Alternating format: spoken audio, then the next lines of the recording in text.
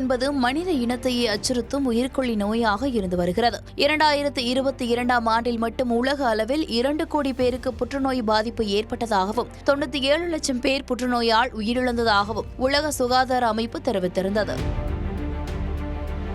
இப்படி உயிர்கொல்லியான புற்றுநோய்க்கு பல்வேறு நாடுகள் மருந்துகளை கண்டுபிடிக்கும் பணியில் ஈடுபட்டு வருகின்றன. இதில் கடந்த பிப்ரவரி மாதமே ரஷ்யா அதிபர் விளாடிமிர் புட்டின் புற்றுநோய் தடுப்பூசிகள் மற்றும் இம்யூனோ மாடுலேட்டரி மருந்துகளை உருவாக்கி உள்ளதாகவும் அதன் கடைசி கட்ட ஆய்வுகளை செய்து வருவதாகவும் விரைவில் மக்கள் பயன்பாட்டிற்கு வரும் எனவும் தெரிவித்திருந்தார்.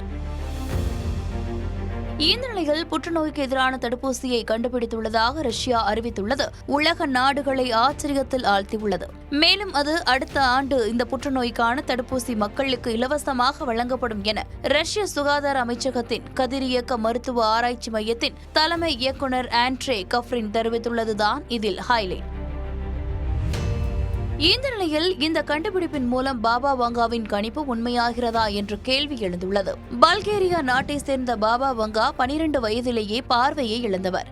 இதன் விளைவாக தனது ஞானக்கண் மூலம் உலகத்தின் எதிர்கால நடவடிக்கைகளை அவர் கணித்துள்ளார் என கூறப்படுகிறது. 2ஆம் உலகப் போர், சோவியத் யூனியன் பிளவு, 9/11 தாக்குதல், இளவரசி டயானா இறப்பு, காலநிலை மாற்றம், சைபர் குற்றங்கள் போன்ற பல விஷயங்களை பாபா வங்கா சரியாக கணித்திருப்பதாக கூறப்படுகிறது.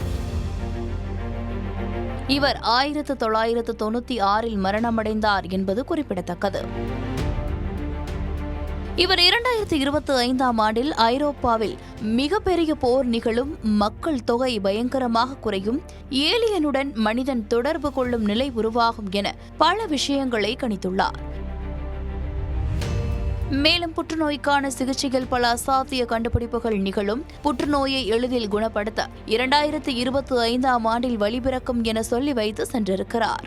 இதனால் ரஷ்யாவின் இந்த கண்டுபிடிப்பை உலகமே பாராட்டி வரும் நிலையில் பாபா வங்காவின் கணிப்பு பலித்துவிட்டது எனவும் 2025ஆம் ஆண்டுக்கான அவருடைய கணிப்புகள் அனைத்தும் பலித்துவிடுமா எனவும் நெட்டிசன்கள் பதிவிட்டு வருகின்றனர்.